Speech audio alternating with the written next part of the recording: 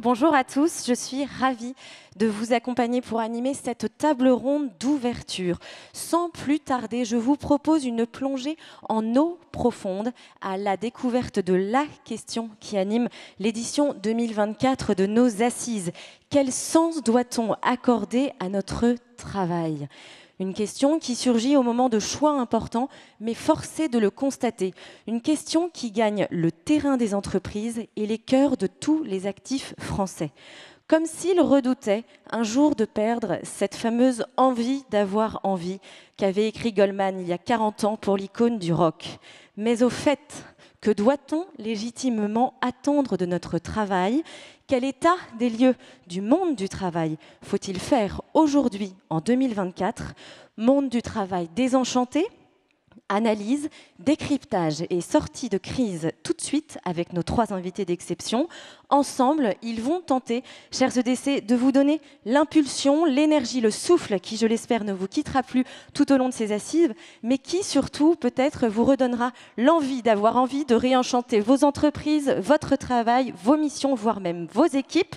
Merci d'accueillir, comme il se doit, Caroline Bauer, Pierre-Yves Gomez et Fabrice Adjadj.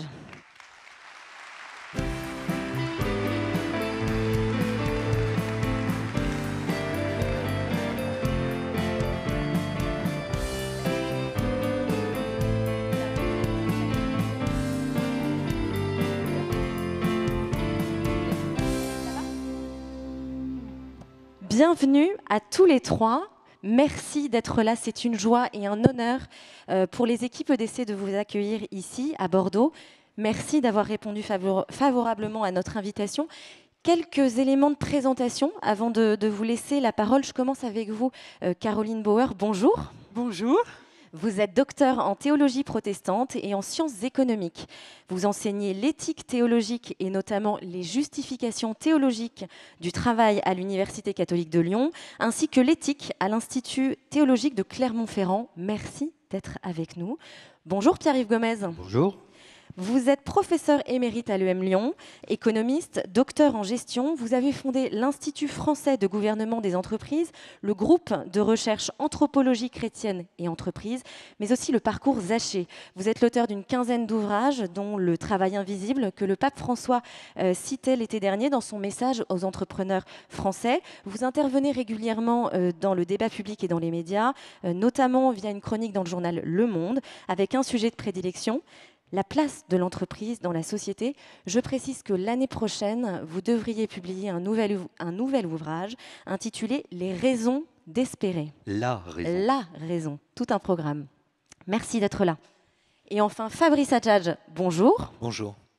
Vous êtes marié, père de 10 enfants, professeur agrégé de philosophie, dramaturge, spécialiste de la philosophie de la technique. Vous dirigez l'Institut européen d'études anthropologiques Philanthropos, basé en Suisse, à Fribourg. Vous êtes l'auteur d'une quarantaine d'œuvres, essais, pièces de théâtre, dont certaines récompensées par l'Académie française et l'Académie des beaux-arts. Votre dernier livre est paru en janvier 2024, Des loups déguisés en agneaux, publié aux éditions du Cerf. Vous animez chaque semaine l'émission Matière à penser sur la radio Notre-Dame. Merci d'être avec nous, Fabrice Adjadj. Merci. Allez, je vous propose tout de suite d'entrer dans le vif du sujet et pour cela de nous accorder sur les mots. Qu'est-ce que le travail ? Certes, c'est une réalité économique pour des millions de Français, mais pas seulement.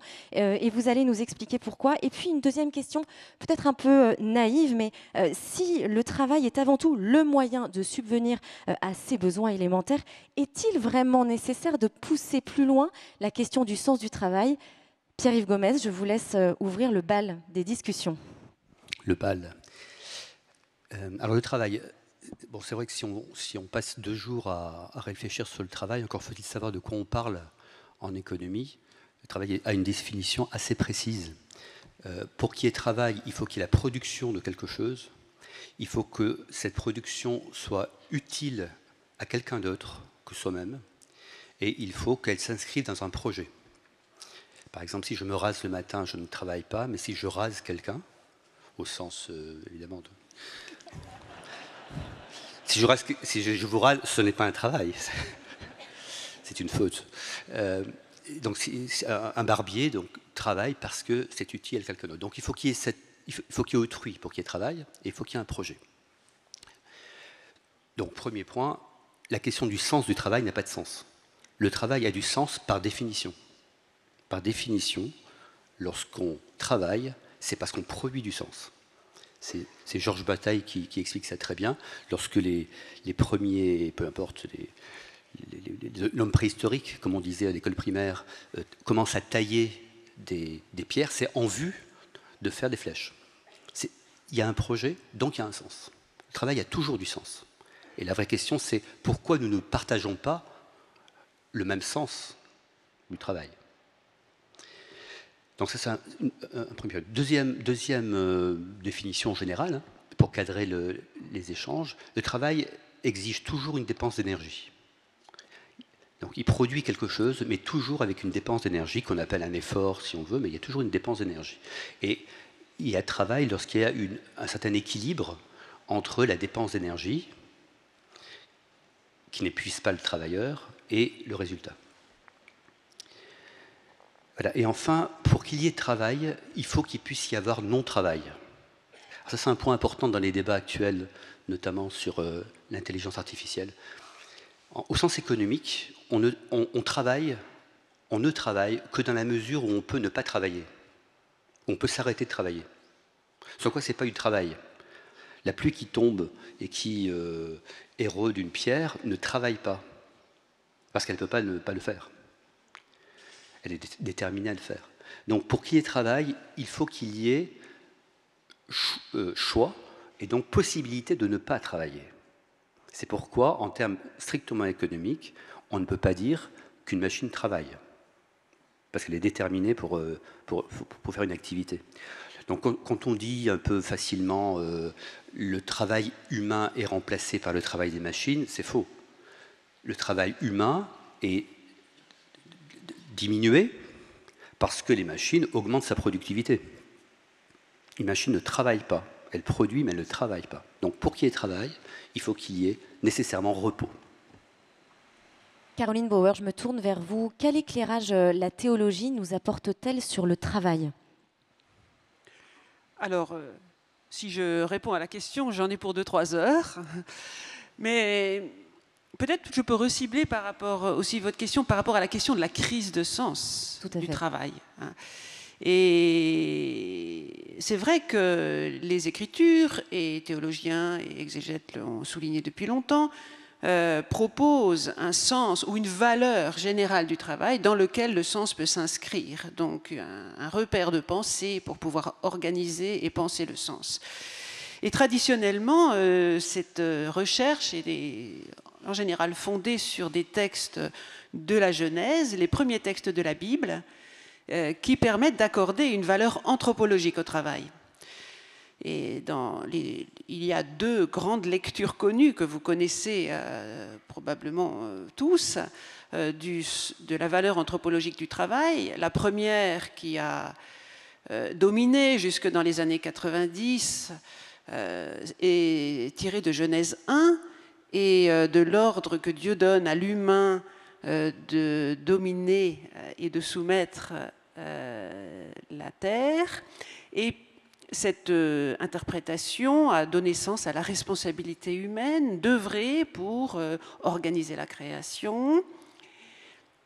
Elle domine par exemple dans l'encyclique Laborem Exercens. Ça, c'est la première grande interprétation de la valeur du travail moderne. Et puis une seconde grande ligne d'interprétation est proposée plutôt par Laudato Si, qui fait un petit transfert vers Genèse 2. Vous savez que le livre de la Genèse s'ouvre sur 2 récits de création successifs, 2 récits, l'un en Genèse 1, l'autre en Genèse 2 et 3. Et ces 2 récits sont composés par des mains différentes et sont organisés très différemment. Et donc Genèse 2 invite plutôt à penser en cohérence avec Genèse 1 tout de même l'ordre de travailler dans le sens d'un ordre de cultiver et de garder la création, c'est-à-dire dans un sens du prendre soin. Et Laudato Si l'explicite très précisément. Alors, le seul problème que me pose cette question, la question que me pose ces 2 lectures, c'est qu'au fond, ça ne dit rien de la crise de sens du travail. en fait. Le travail aurait un sens finalement évident. Et donc, s'il y a crise de sens, qu'est-ce que ça veut dire? Ça veut dire que soit nous discernons mal, soit les structures de la société nous empêchent de réaliser véritablement ce sens. Alors, les Écritures, chaque fois que... Bon, la crise de sens, c'est une réalité que nous rencontrons tous les jours dans vos travaux certainement, mais aussi dans les médias. Aujourd'hui, particulièrement, il y aurait, depuis le Covid, une crise de sens du travail pour beaucoup de gens. Comment la Bible peut-elle nous aider? Et ces récits de la Genèse peuvent-ils nous aider à interpréter cette crise de sens?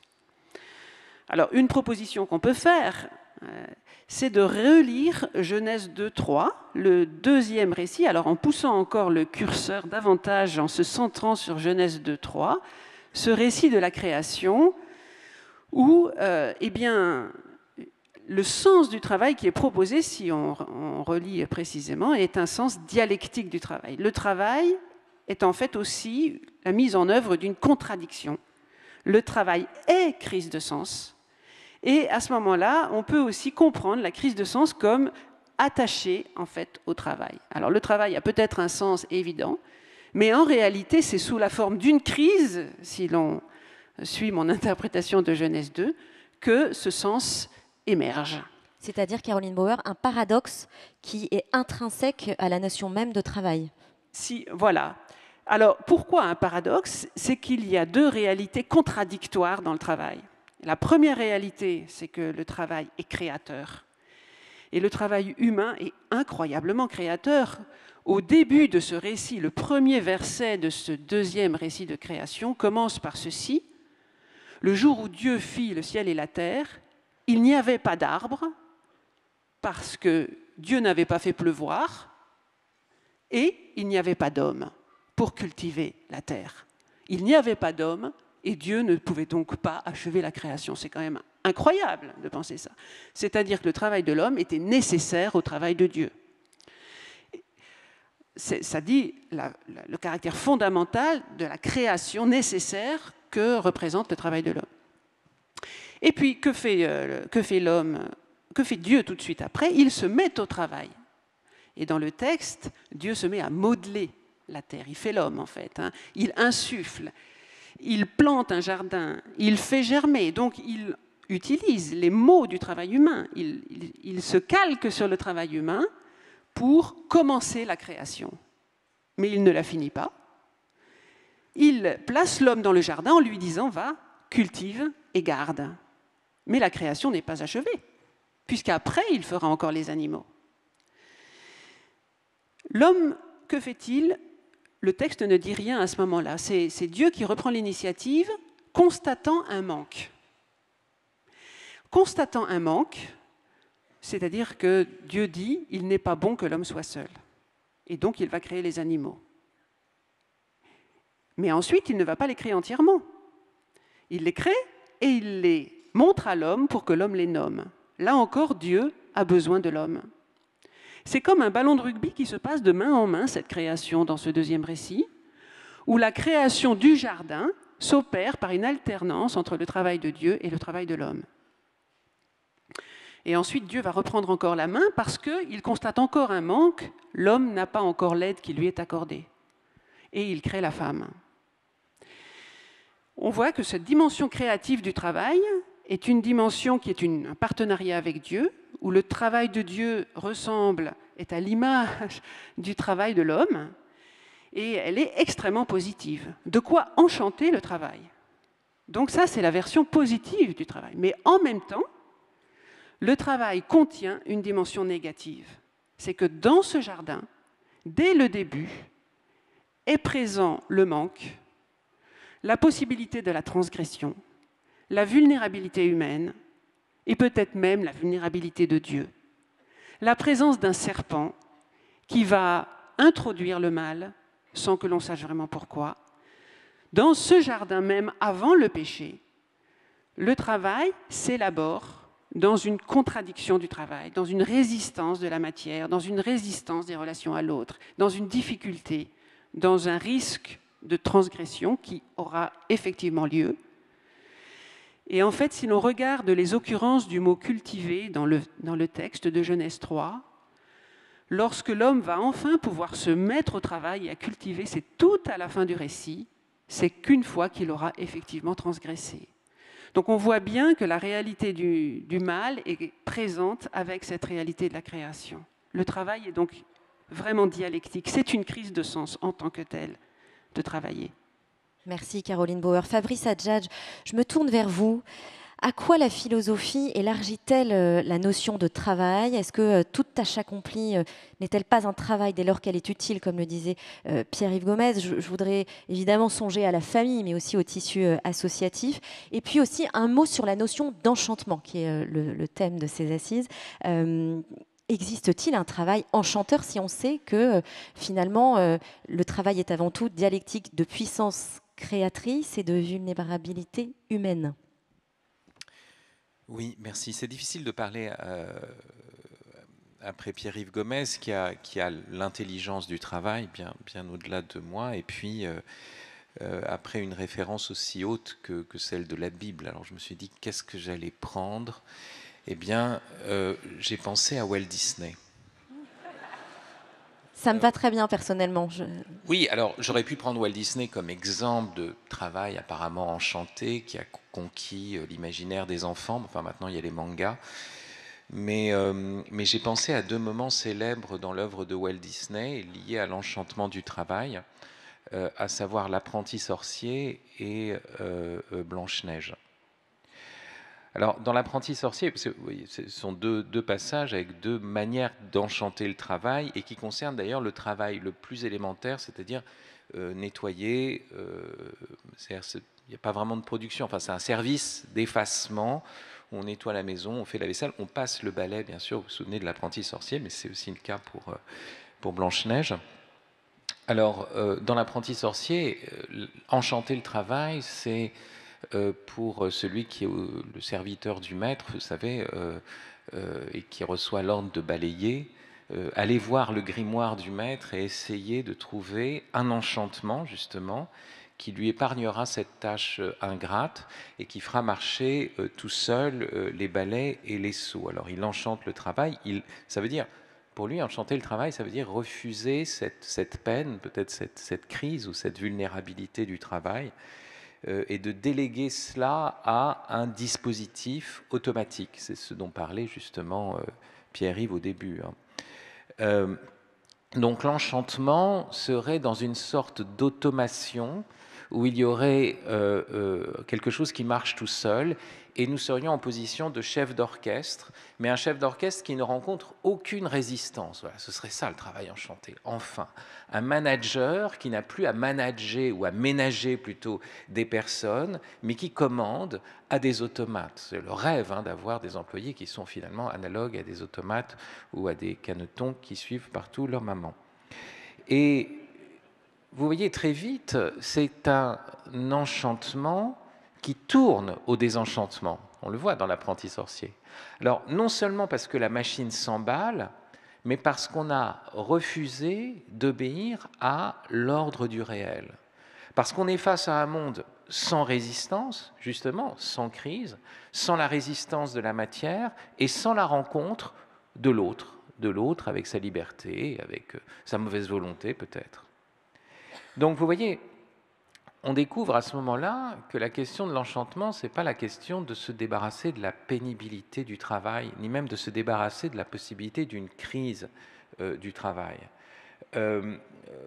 Si vous prenez l'expression, enfin, c'est un lieu de pénibilité majeure, c'est-à-dire une femme en travail, elle est capable de traverser de grandes douleurs d'enfantement, mais comme cela va dans le sens de la vie, d'un drame, sans doute, mais d'un drame fécond, comme ce travail porte avec lui sa charge d'avenir par excellence, donc d'espérance, de rencontre avec l'autre, et un autre qui fait apparaître son visage soudain et qui immédiatement crie, on peut se dire, j'ai peiné, je finirai même peut-être par mourir, mais ce n'est pas peine perdue parce que j'ai donné la vie. Et donc, vous voyez, ici, on voit que le travail, ce n'est pas la question d'enchanter au sens d'enlever toute peine, mais le fait qu'il y a une utilité, même parfois une utilité qui assume la peine comme telle, ce qu'on appelle parfois l'expiation, peut-être apporter des choses, on l'oublie parfois, la visibilité de l'œuvre. Et s'il n'y a pas de visibilité de l'œuvre, s'il n'y a pas de la possibilité de voir qu'on a bien fait son travail, à ce moment-là, tout s'effondre. Et Pierre-Yves avait raison de dire le travail porte du sens en lui-même, il est producteur du sens, à condition, et c'est le problème du travail salarié, que ce qui est visé, c'est aussi l'œuvre du travail. Parce que si ce qui est visé, c'est simplement le salaire, à ce moment-là, le travail peut perdre son sens. Alors, j'en arrive, bien sûr, vous attendiez ça tout de suite, Laure, Blanche-Neige. Bon, alors, et les 7 nains. Je précise, le Walt Disney dont vous parlez, c'est Merlin l'Enchanteur. Non, non, non, c'est l'apprenti sorcier, c'est dans Fantasia. Merci. C'est ce passage de Fantasia, vous savez, avec la musique très célèbre. L'autre, c'est Blanche-Neige et les 7 nains. Donc vous voyez bien sûr les 7 nains qui piochent et qui d'ailleurs chantent. Ils disent qu'ils peuvent trouver des diamants par morceaux sans problème. Donc même ils s'enrichissent. Mais que les diamants, justement, parce que c'est tellement facile à trouver, sont sans valeur. Et on voit quand même leur joie à rentrer du boulot, comme chacun sait. Hey ho. Et de l'autre côté, quand même, on se rend compte qu'ils rentrent du boulot, mais qu'il y a un problème, c'est que, bien sûr, ils piochent, ça marche bien leur travail, mais ils ont délaissé l'espace domestique, puisque la vaisselle s'y est entassée. Vous savez que Blanche-Neige arrive dans cette maison, vraiment, c'est le désastre, quoi.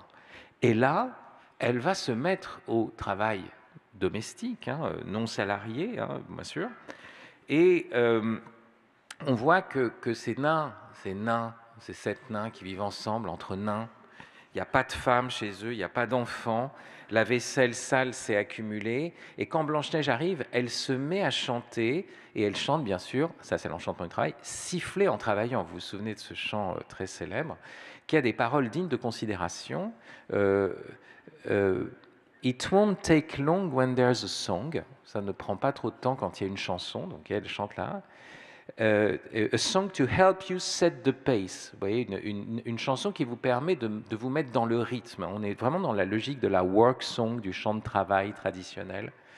Et après, il y a une phrase qui est plus étrange qui dit « As you sweep the room, imagine that the broom is someone that you love ». Donc, vous voyez, quand vous passez le balai, vous devez le tenir de telle sorte que vous dites « c'est le prince charmant ». Vous voyez, et puis là, tout d'un coup, ça se passe très bien. Donc, bien sûr, on est dans Disney. Et à ce moment-là, alors qu'elle chante, tous les animaux de la forêt arrivent et l'aident à faire cette vaisselle. Vous vous souvenez de cette scène vraiment enchantée, là, on pourrait dire.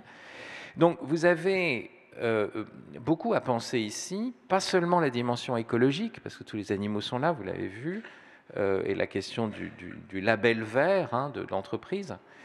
C'est pas seulement la work song, encore qu'il y aurait beaucoup à réfléchir sur ce champ de travail autrefois, où on pouvait faire des travaux très pénibles. Pensez à la manœuvre justement sur un navire, où on chantait pour coordonner la manœuvre, et on chantait tous ensemble.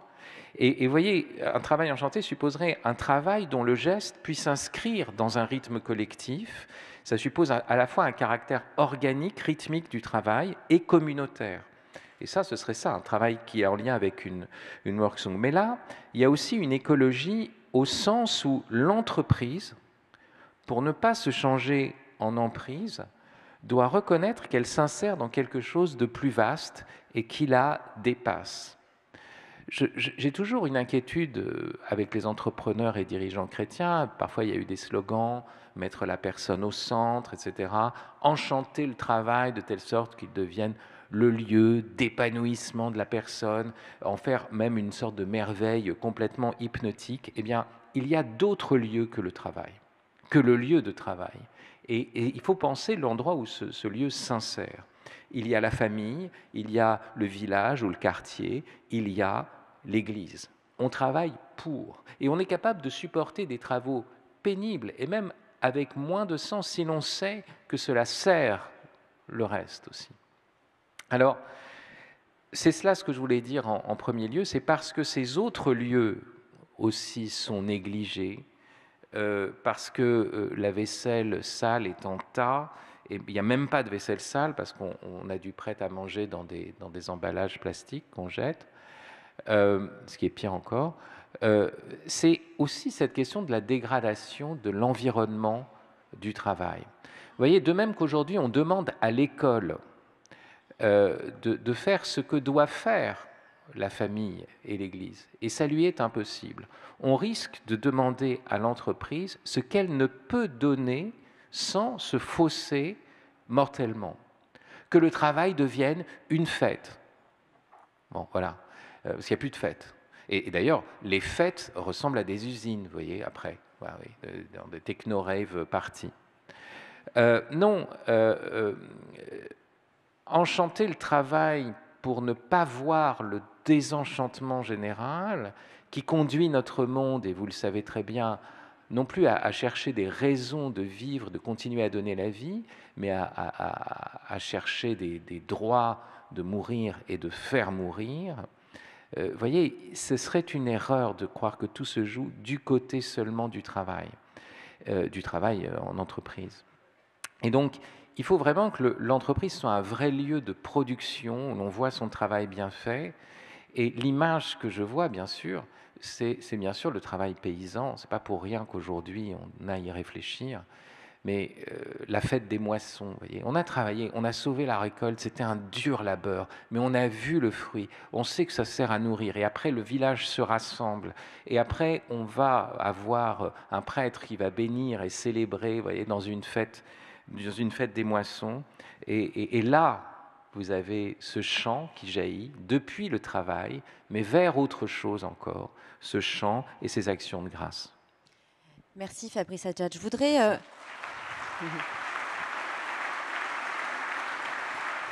Je voudrais qu'on fasse un petit prolongement avec l'actualité, si vous le voulez bien. Depuis, justement, vous évoquez le monde paysan. Depuis quelques mois, nos agriculteurs expriment une colère de fond, massivement soutenue par les Français, comme s'ils les rejoignaient dans les problématiques rencontrées.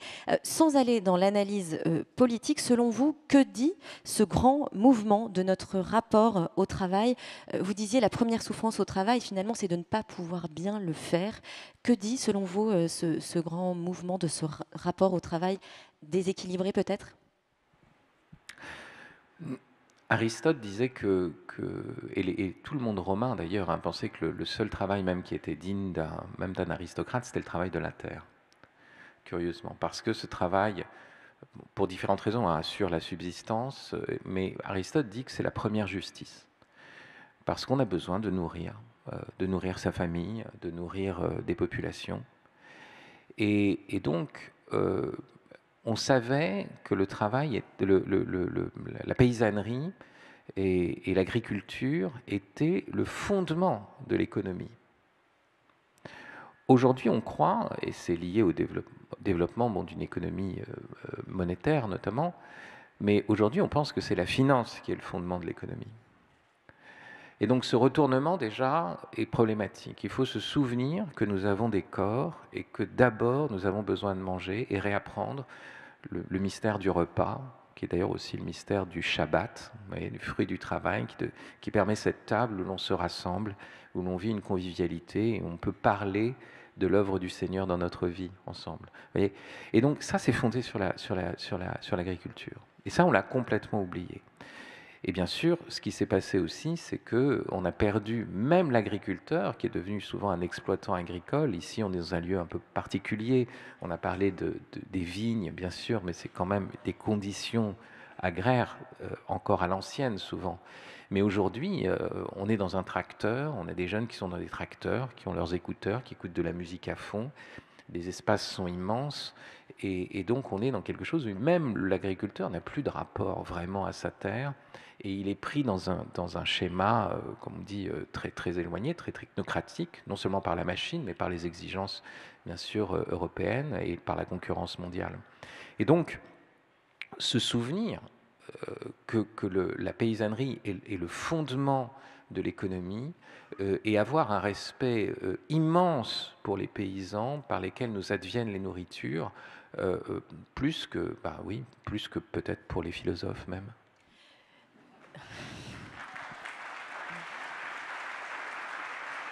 Je voudrais qu'on prenne quelques minutes, si vous le voulez bien, pour creuser la question du sens chrétien du travail. La foi chrétienne nous invite à vivre le travail comme une modalité de participation à l'œuvre de Dieu ici-bas. Comment fait-on pour réconcilier, unifier la nécessité économique du citoyen et l'appel personnel du chrétien?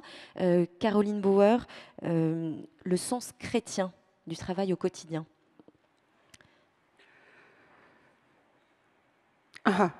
C'est-à-dire, je ne sais pas s'il y a un sens uniquement chrétien du travail. Nous avons une manière devant Dieu et devant Christ de vivre notre travail. Et je crois que il s'agit de se mettre à l'écoute du réel. Hein, et comme le dit Fabrice Adjadj, revenir, peut-être se rapprocher du sol, se rapprocher des gens, écouter ce qu'ils ont à dire et discerner. Ce qui est tout à fait frappant dans ces récits dont j'ai parlé de Genèse 2:3, c'est la façon dont Dieu lui-même se met à l'écoute des circonstances et va, en tâtonnant, discerner comment il va agir. Et il va changer d'avis plusieurs fois. Alors j'ai dit tout à l'heure qu'il s'était pris à 2 fois pour créer l'aide qui serait le côté de l'humain, hein, où a créé l'homme et la femme. Mais il s'est pris aussi à se contredire. Il maudit le sol en Genèse 3, et puis finalement il dit en Genèse 6, ah, non, je ne maudirai plus le sol. Où il détermine qu'il va détruire l'humain parce qu'ils sont trop méchants, et puis 3 chapitres plus loin, dit, ah ben non, finalement je ne détruirai plus l'humanité. Donc je crois qu'il y a un tâtonnement, une recherche, et qu'il faut la respecter. Pour ça, il faut du temps. Et ça ne se fait pas tout seul, ça se fait avec les autres, parce que dans tous ces récits, il n'y a jamais de solipsisme. Hein. Donc c'est une construction en commun, dans le discernement commun et dans la recherche d'harmonie. Pierre-Yves Gomez, cet appel personnel induit forcément une réalisation de soi. Quelle place cette réalisation de soi a-t-elle dans la réalité sociale du travail, peut-être comme moteur de productivité? La place de la joie aussi dans l'appel personnel? Il y a beaucoup de choses. Moi, j'ai toujours du mal quand on dit que le travail, ça conduit à la réalisation de soi comme ça. Parce qu'en fait, on se réfère à une société de l'individualisme narcissique qui pense que son projet de vie, c'est se réaliser en soi pour soi.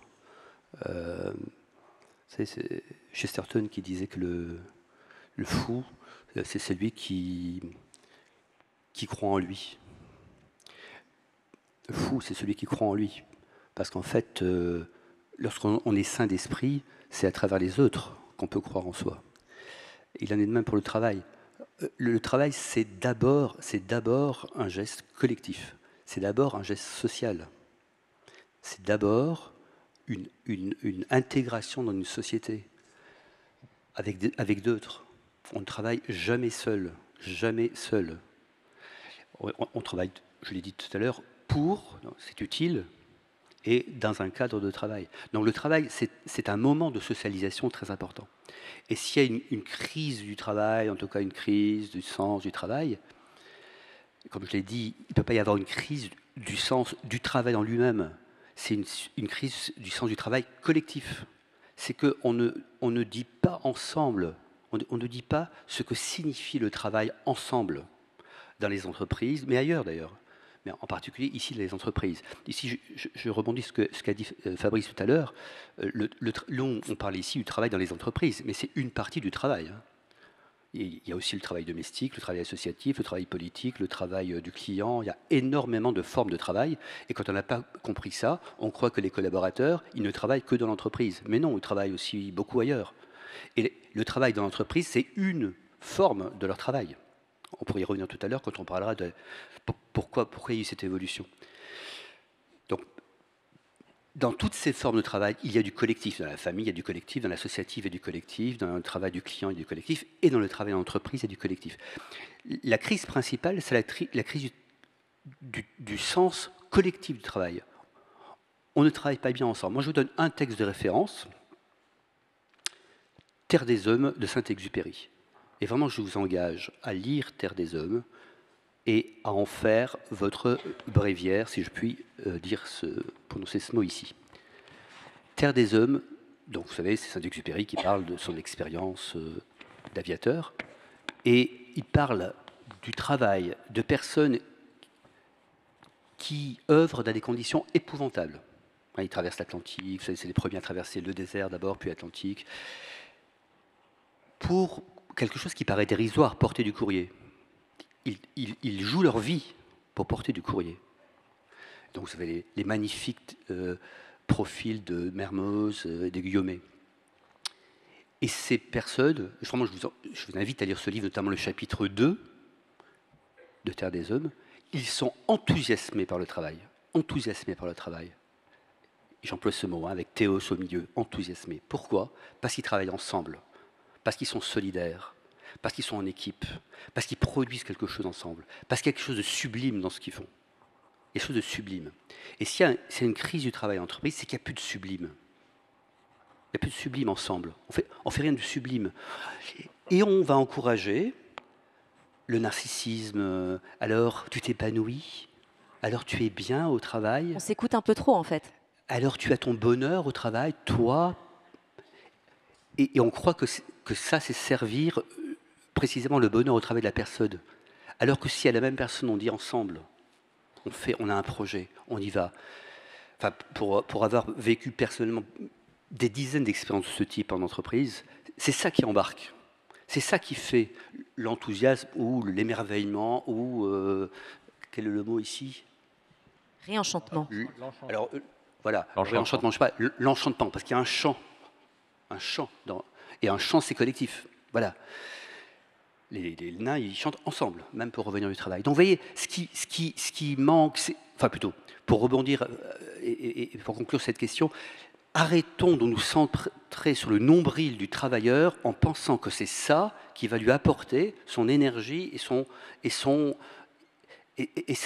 bonheur au travail. C'est dans le collectif, c'est dans le sentiment d'être soutenu, d'être solidaire, de faire encore quelque chose de grand.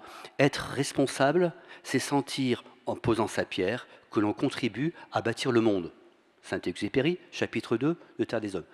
C'est sentir, en posant sa pierre, qu'on contribue à bâtir le monde, quelque chose de grand et de sublime. Voilà, moi j'invite à remettre du sublime, du grand, du plus grand dans le travail, plutôt que du nombril et du comment ça va aujourd'hui? Tu es bien? Remettre du collectif. Oui. Oui, je voulais réagir. La première chose, c'est effectivement cette question de l'épanouissement. Et ça rejoint le premier commandement qu'on a d'ailleurs traduit par croisser, ce qui est très étonnant, croisser et multiplier. Donc croître, c'est vraiment l'épanouissement. Alors que le premier commandement est soyez féconds, en réalité fructifier, donc c'est un verbe d'arbre, hein, c'est para. Hein. Et vous voyez la différence entre l'épanouissement, d'abord c'est adressé au pluriel, soyez féconds, ensemble, effectivement, il y a un pluriel, c'est pas soi tout seul. Et puis la fructification, à la différence de l'épanouissement, c'est que c'est moi qui m'épanouis, la fructification, c'est que je donne mon fruit à un autre. Et c'est ça le verbe, c'est fructifier, non pas s'épanouir. L'épanouissement qui serait pour lui-même, la croissance qui serait pour elle-même, c'est-à-dire qui n'arriverait pas à une maturité pour une fécondité, c'est une aberration. Alors, je voudrais quand même parler de la question du sens chrétien, parce qu'on peut dire des généralités sur le travail, mais il y a quelque chose aussi quand même de spécifiquement chrétien. Je pense à cette parole, que vous mangiez ou que vous buviez, quoi que vous fassiez, faites-le pour la gloire de Dieu, dans l'action de grâce. C'est très étonnant comme phrase, parce qu'on pourrait dire « je fais pour la gloire de Dieu » et je pourrais faire mal mon travail en me disant que c'est pour la gloire. C'est pas le sens, c'est justement que vraiment, dans le faire même, il y a quelque chose qui peut participer à la gloire de Dieu et à la manifestation du Christ. Alors, la première chose que je voudrais dire, qui est typiquement chrétienne, c'est que nous savons que nous sommes pécheurs et qu'en fait, nous mériterions d'abord, avant tout, l'enfer, c'est-à-dire les travaux forcés à perpétuité. Or, vous voyez, ça nous permet d'assumer la peine du travail comme peine expiatoire. Bien sûr que on pourra toujours abuser de cette chose-là et surexploiter, notamment dans les entreprises chrétiennes, autour de la notion du bénévolat, du machin, voilà. Bon, bien sûr.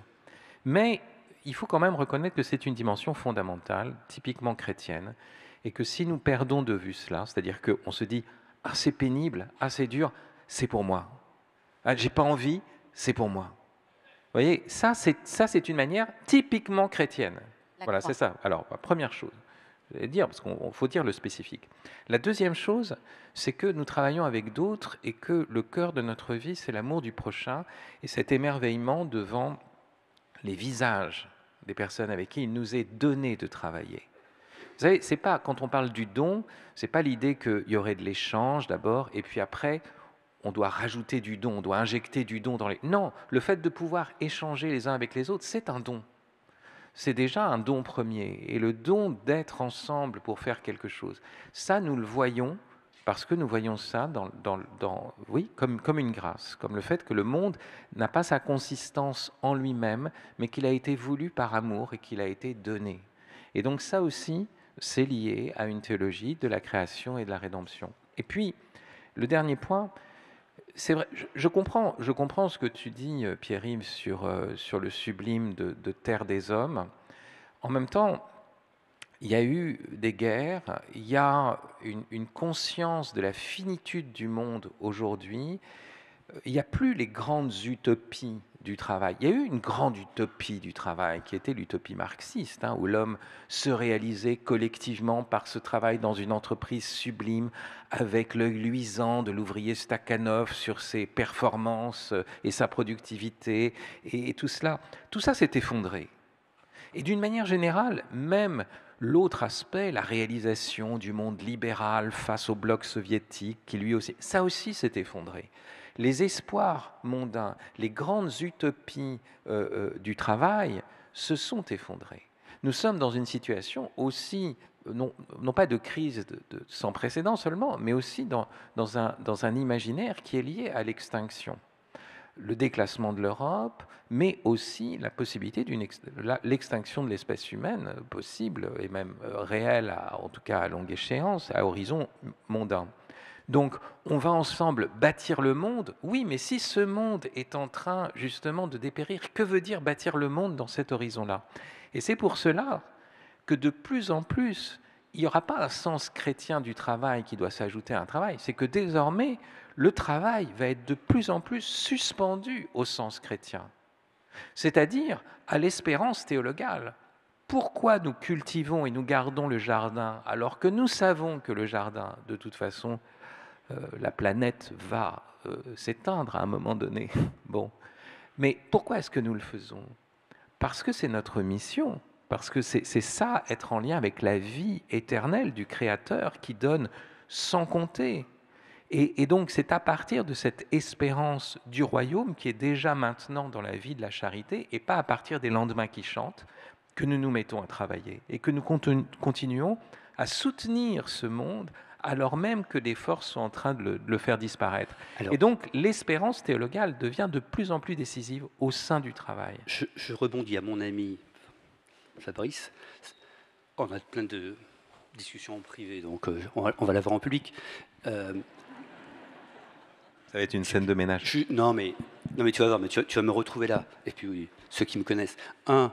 Sur la question de la pénibilité, que je ne nie pas, bien sûr, pénibilité du travail, mais là aussi, arrêtons d'avoir d'épouser ce regard très contemporain sur les choses à partir de la victimisation et à partir du mal et à partir du pénible. Quand je vois des personnes faire du sport, suer sang et eau, pour courir, je ne sais pas, quelques kilomètres, dans des conditions que je trouve personnellement épouvantables, arriver et se dire c'est super, j'ai réussi ma performance ce matin, il ne se pose pas la question de la pénibilité. Elle est infiniment plus grande que lorsqu'ils vont au bureau ou que lorsqu'ils vont même dans un atelier aujourd'hui. Donc vous voyez, et on ne focalise pas en disant mais il faut vraiment faire il faut réformer le sport pour le rendre beaucoup moins pénible. Vous voyez, personne ne dit ça. Alors, n'entendez pas dans ce que je dis une hymne, il n'y a pas de problème sur la pénibilité. Bien sûr que c'est toute l'intelligence et la charité humaine que de rendre le travail le moins pénible possible. Mais ce n'est pas la question de la pénibilité. La question, c'est la pénibilité. Pourquoi ? Ce gars, cette personne qui le matin court, il a un sens à sa course. Et peu importe finalement qu'il sue sang et eau. Voilà. Eh bien, si on met trop l'accent sur la sueur et pas assez sur le but de la course, on rate la compréhension de ce qu'il fait, on rate aussi la compréhension du travail. Sur le second point, bâtir le monde, moi je suis de ceux qui croient qu'on bâtit un monde nouveau et que notre génération, les générations qui sont aujourd'hui en vie, successives, sont en train de bâtir un beau monde. Et que chaque génération repart de zéro, et en reprenant ton sens de la fécondité. Parce que la fécondité ne se pose pas cette question du « est-ce que le monde va finir ?» Si la fécondité se pose la question de la fin du monde, elle ne fait pas d'enfants, comme c'est le cas aujourd'hui. Elle ne fait pas d'enfants, on arrête d'être fécond parce qu'on se dit « à quoi bon ?» Mais c'est précisément parce qu'on se projette dans l'au-delà de notre vie, de la réalisation de son objectif, parce qu'on pense à ce monde plus beau, qu'on donne sens à ce qu'on fait. C'est ce qui est perdu aujourd'hui de cette grande crise, j'espère qu'on va y revenir, de cette grande crise de la spiritualité matérialiste, parce que je crois que le centre de tout ce qu'on raconte sur le sens du travail, c'est qu'il y a une crise de la spiritualité matérialiste. La spiritualité matérialiste, jusqu'aujourd'hui, donnait du sens aux choses, parce qu'il y avait du progrès matériel, il y avait plus de biens, plus de consommation. Ça, c'est en crise d'une spiritualité matérialiste, et que dès lors que on comprend que c'est cette crise qui est au centre, effectivement, alors, une spiritualité chrétienne qui redonne le sens des choses. Tu es là pour accomplir ta mission de fécondité, pour le temps qui t'est donné, pour agir, pour que le monde soit un peu plus beau. Voilà.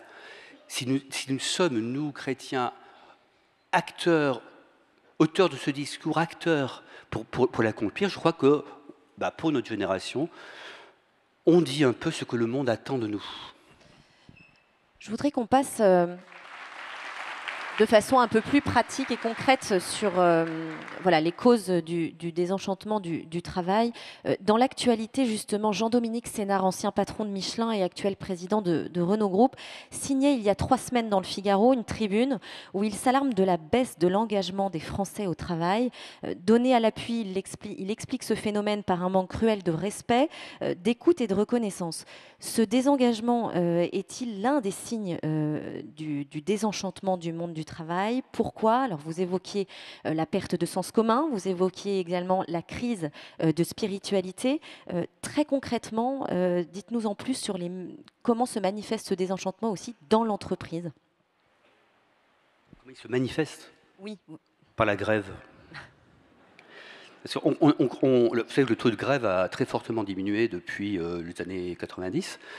La grève telle qu'on l'entendait précédemment, c'est-à-dire la grève collective, justement, commune, face à un travail qui était commun, il y avait un arrêt de travail qui était commun et collectif. À cette grève collective a fait place une grève individualiste narcissique, c'est-à-dire désengagement personnel, absentéisme, arrêt de travail à répétition, et dans les cas dramatiques, somatisation jusqu'au burn-out, c'est-à-dire retrait du travail. Je disais au départ qu'il n'y a pas de travail sans la possibilité du Shabbat, sans la possibilité du repos. Sur quoi c'est une machine, on devient automate. Eh bien, lorsqu'on sent que le travail en entreprise, attention, hein, on parle bien du travail dans les organisations ici, hein, et devient insensé, voilà. On s'en retire, et on se retire en faisant grève, mais voyez, une grève individuelle, d'où ce sentiment, et comment dire, cette espèce de trouble des managers, des RH et des dirigeants, avoir un manque d'allant, un manque de positivité par rapport au travail, et une sorte de retrait, mais appelez ça grève individualiste, et tout prend sens. Face à un travail qui inintéressant, ou, moi je crois surtout, qui n'a pas de sublime, qui n'a pas d'énergie collective, ben on se retire. Alors aujourd'hui, ça c'est très important. Bon, je ne vous apprends rien ce matin par rapport aux entreprises, il y a un vrai sujet autour de l'allant au travail. Mais n'oublions pas que, encore une fois, le travail salarié, c'est à peu près 20 à 25% du temps de travail annuel. Hein.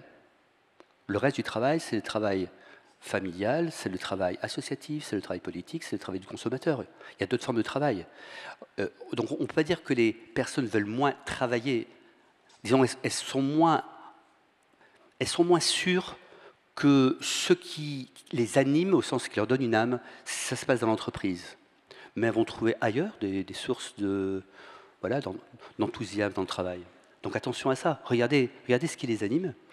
Quand on dit, par exemple, aujourd'hui, l'importance du privé par rapport au professionnel, hein, équilibre.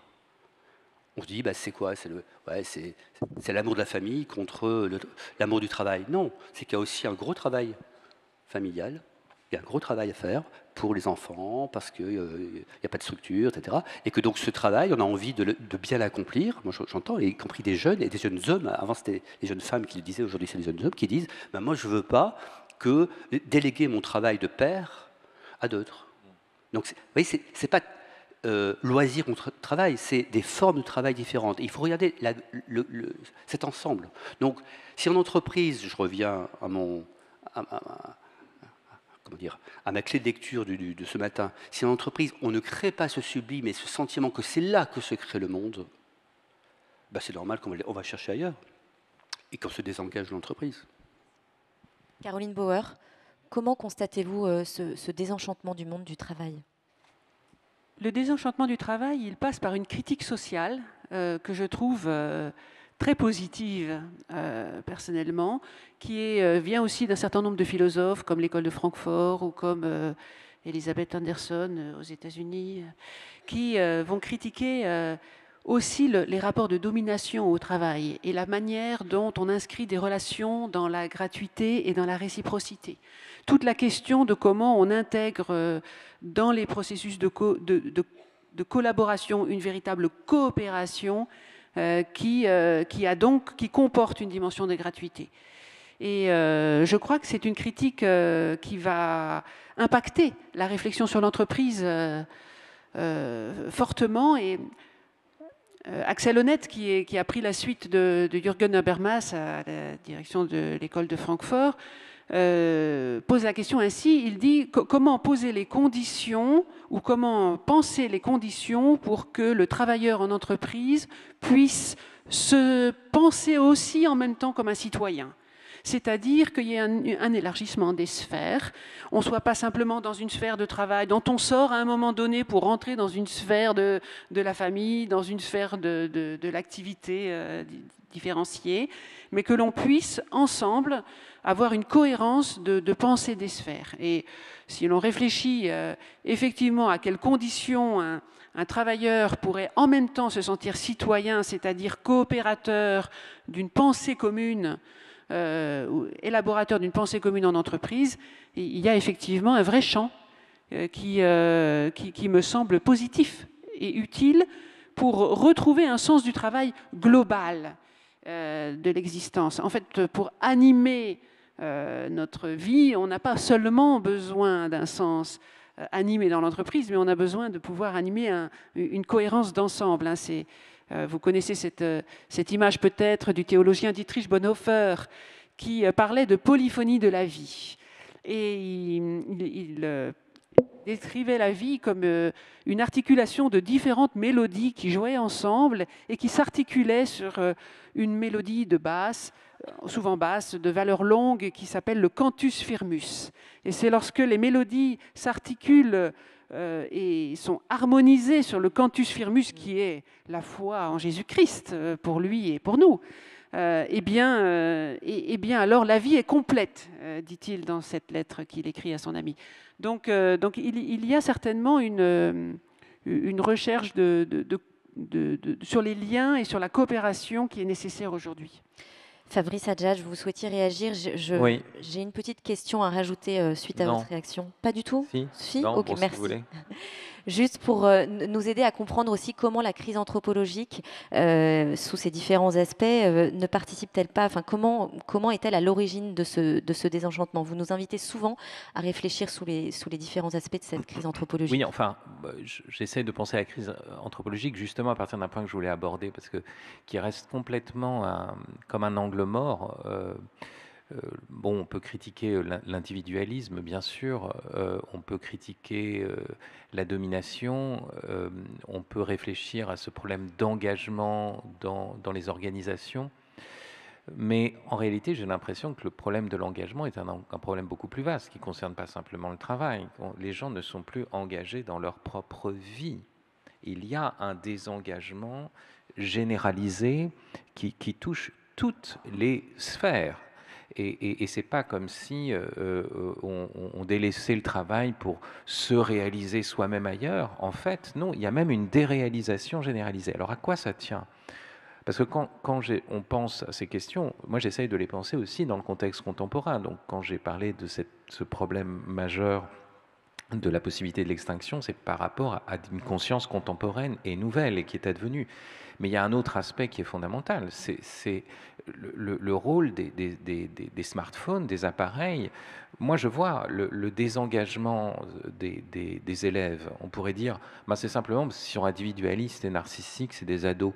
Non, aujourd'hui, leur attention est brisée par le tempo, par la dispersion infligée à travers Instagram, TikTok, des formats de 7 secondes. On est désengagé parce qu'on n'a plus d'attention, on est incapable de se concentrer sur une tâche. Il n'y a plus d'individu, il n'y a plus d'individualisme, tu le sais, Pierre-Yves, on en a déjà parlé à la maison. Tout dire. Je suis un... Non mais Günther Anders, depuis les années 50, dit que nous sommes dans une période de dividualisme. C'est-à-dire qu'il n'y a même plus d'individus qui puissent tenir face, qui puissent protéger. Nous sommes nous-mêmes divisés, notre attention est fragmentée, nous sommes complètement dispersés, il n'y a même plus cette résistance. Les gens n'ont même plus la capacité de faire la grève, ils sont dans cette sorte de brown-out, où ils se retirent progressivement, comme ils se retirent de leur propre vie, comme ils sont. Et donc, il y a ce fléau, il faut le reconnaître. Moi, je suis dans le domaine de l'éducation et de l'enseignement. Ce fléau de ces appareils. Et donc, je ne cesse de prôner une déconnexion pour mes élèves, pour qu'ils puissent à nouveau lire un livre. Et je pense que c'est la même chose dans le domaine du travail. Il faut absolument s'arracher à cette addiction généralisée, à cette drogue qui nous déréalise et qui nous divise intimement, qui fait de nous des individus.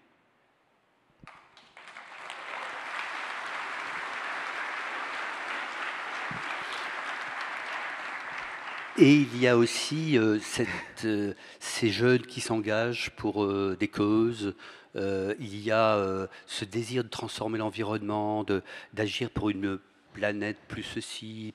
Moi, je vois beaucoup de jeunes qui s'engagent, qui sont vraiment, vraiment dedans, qui y croient. Et alors, on les accompagne comment, ceux-là? On les accompagne comment? On leur dit quoi, nous?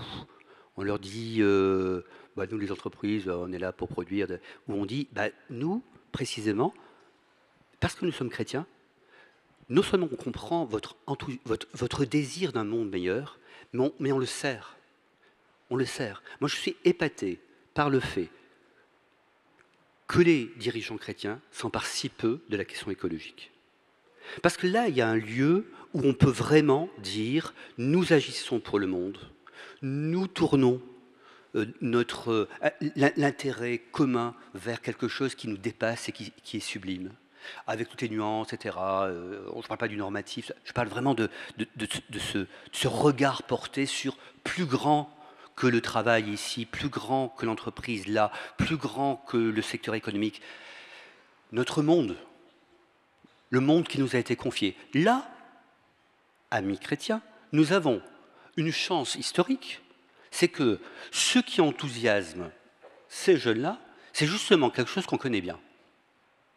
Hein, cultive le jardin.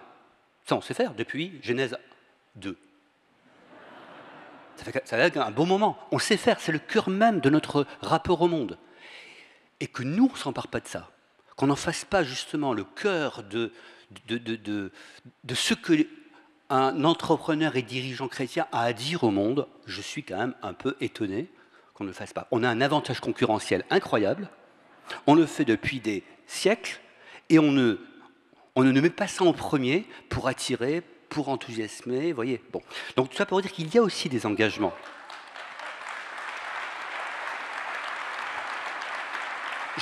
J'avais dit à Fabrice que j'allais être pour l'enthousiasme, mais je le crois vraiment. Et je suis vraiment, je vous invite à ça, je nous invite à ça.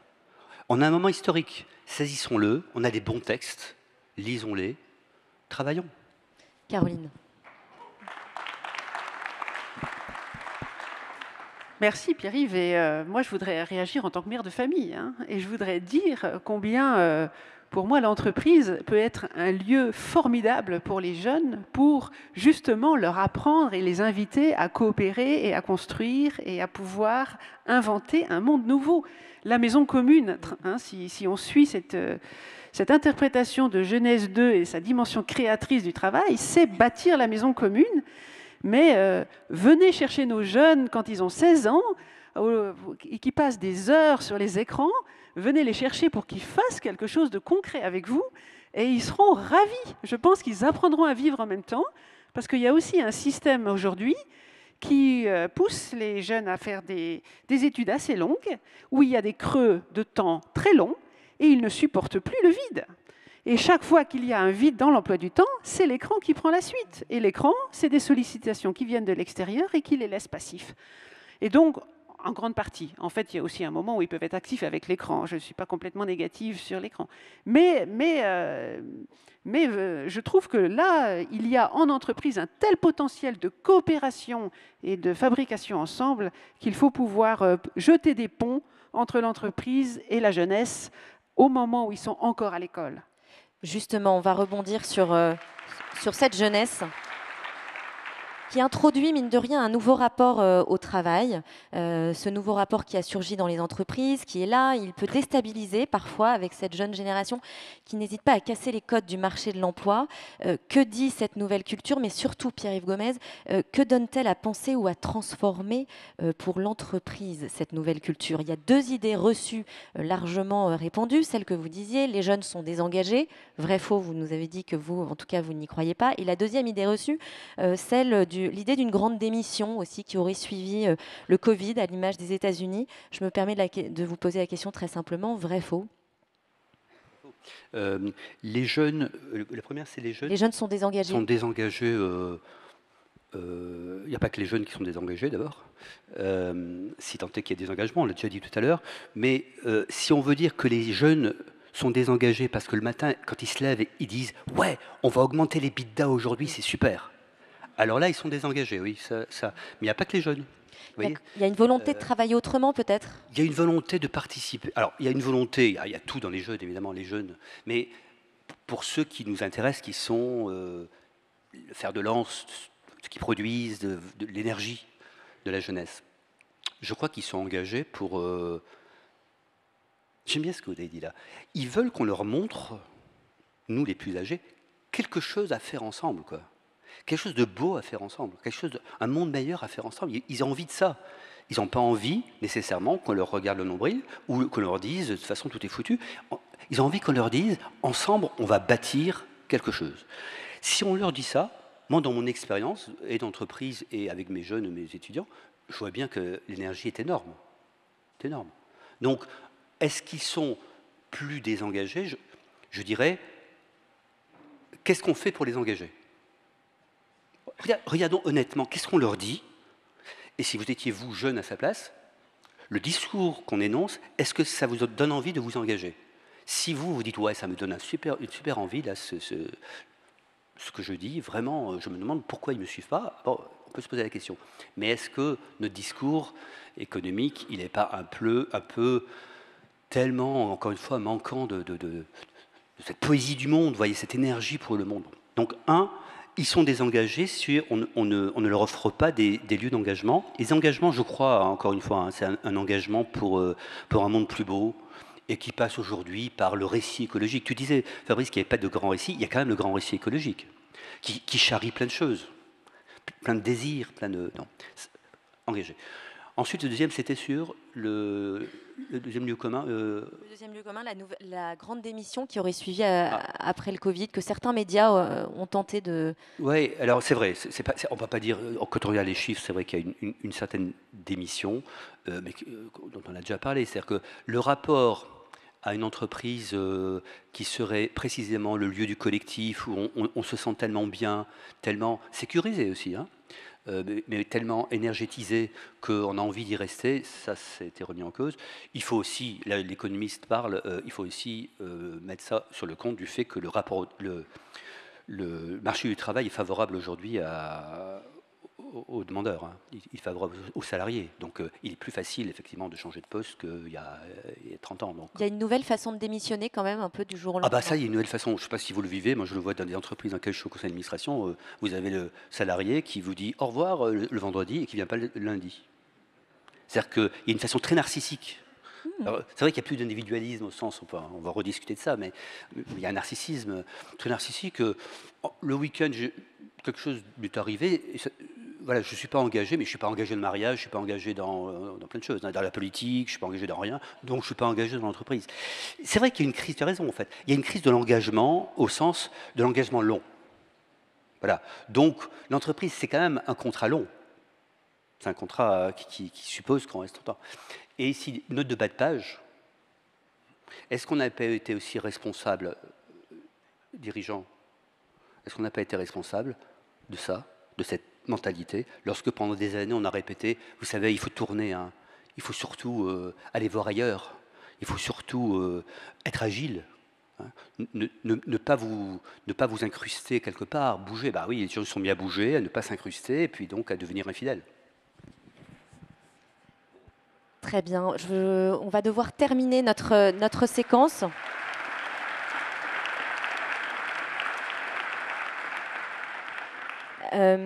Caroline Bauer, pour terminer, est-ce que vous pourriez nous donner, s'il vous plaît, un indicateur clé d'un travail enchanté, selon vous? Alors, un indicateur que peut proposer la réflexion théologique, hein, c'est la gratitude. Aujourd'hui, c'est un thème sur lequel beaucoup réfléchissent. Est-ce qu'on peut partager une gratitude en entreprise? Alors, si j'ai le temps de faire une petite citation Tout petit peu de temps. de Jean Calvin, donc théologien au XVIe siècle, il disait ceci à cette époque: « Pour cela, notre Seigneur dit que nous ne pouvons pas nous réjouir en sa présence, c'est-à-dire qu'il approuve notre joie, sinon que ce soit avec toute la maison. » Donc on peut imaginer toute l'entreprise. Hein. Et que chacun se déclare si humain et pitoyable que nous puissions d'un commun accord chanter les louanges de Dieu. Voilà donc comment notre mélodie s'accordera bien. Cette idée que, et ça je pense qu'il y a une manière peut-être très actuelle de le vivre, on parle de joie, on parle de possibilité de partager des joies, et le fait que ma joie ne puisse avoir de sens que si elle est partagée par les autres, peut être un bon critère de réenchantement du travail. Merci Caroline Bauer. Dernière question pour vous, Fabrice Adjadj, sur l'importance justement de se réaliser dans la famille pour mieux se donner au Se réaliser encore. Pardon. Vous n'avez pas écouté ce qu'a dit mon ami Pierre? Justement, les différents lieux et l'équilibre familial. Oui, alors je vais dire deux choses. D'abord, sur le récit écologique, quand même, je voudrais réagir, parce que vous avez vu qu'on continue. Le problème, c'est qu'on n'a plus beaucoup de temps. Mais juste un mot. Oui, il faut bien comprendre qu'il y a quand même plusieurs types de récits écologiques. Un récit qui serait uniquement fondé sur la survie, il faut survivre, c'est pas enthousiasmant. La question, c'est où est-ce qu'on va donner notre vie et pas comment est-ce qu'on va survivre. C'est pour ça qu'on a des choses à dire, nous chrétiens. Et c'est pour ça qu'on a des choses à dire spécialement. Et ensuite, un récit écologique où c'est le travail de l'homme qui nuit finalement à la planète, ben là, forcément, donc en réalité, ça pose d'énormes problèmes et on le sait ici aussi que c'est un problème. Alors, sur la famille, je voudrais finir juste là, pour essayer pas de réconcilier, enfin de rassembler les différents types de paroles. Mais je pense encore à Genèse, un peu plus loin quand même, c'est quand Jacob a travaillé des années chez son beau-père Laban. Il a commencé par travailler pour avoir Rachel, et puis Laban, rusé, lui a mis Léa dans son lit, sa fille aînée. Il lui a dit, il faut que tu travailles encore pour moi si tu veux avoir Rachel. Puis il travaille, puis Laban ne veut pas le laisser parce que c'est un excellent travailleur. Et à un moment, Jacob va vers Laban et lui dit, mais quand... Parce que alors même que c'est un excellent travailleur, mais tout s'effondre parce qu'à un moment il dit, mais quand vais-je travailler pour ma propre maison? C'est ça la grande... Voilà, l'oikos, la maisonnée, l'oikos qui renvoie à l'économie, qui renvoie à l'écologie. Il y a cette question, quand vais-je travailler pour ma propre maison? Et ça veut dire que je sais que mon travail fait sens par rapport à ma famille. Voilà, ça c'est ce qu'il veut dire. Et ce que tu disais, très important, qu'aujourd'hui les pères de famille veulent être auprès de leurs enfants et donc comment les deux s'articulent. Mais aussi que l'entreprise elle-même puisse avoir, non pas qu'elle se substitue, ça ce serait le grand danger, mais qu'elle ait aussi ce caractère d'être comme une maison, ou d'être la maison d'à côté, si j'ose dire. Et à ce moment-là, ça renvoie à se bâtir ensemble, vous voyez, le fait que cette œuvre se fait ensemble avec cette signification aussi de communion et de gratitude. Et donc, voilà, l'économie, il y a derrière cette notion d'oikos, de maison commune, et c'est l'enjeu fondamental. Retrouver la maison. Merci. Le mot de la fin pour vous, Pierre-Yves Gomez, si vous le voulez bien, sur la notion de leader. On a beaucoup parlé de leader et de leadership dans les entreprises. Quelle place a la fonction de leader dans le nouveau rapport au travail qu'on a évoqué tout à l'heure? Très rapidement, 1 minute 30, même pas. Comme c'est très rapide, 1 minute 30. Je ne vais pas du tout vous répondre à ça. Je voudrais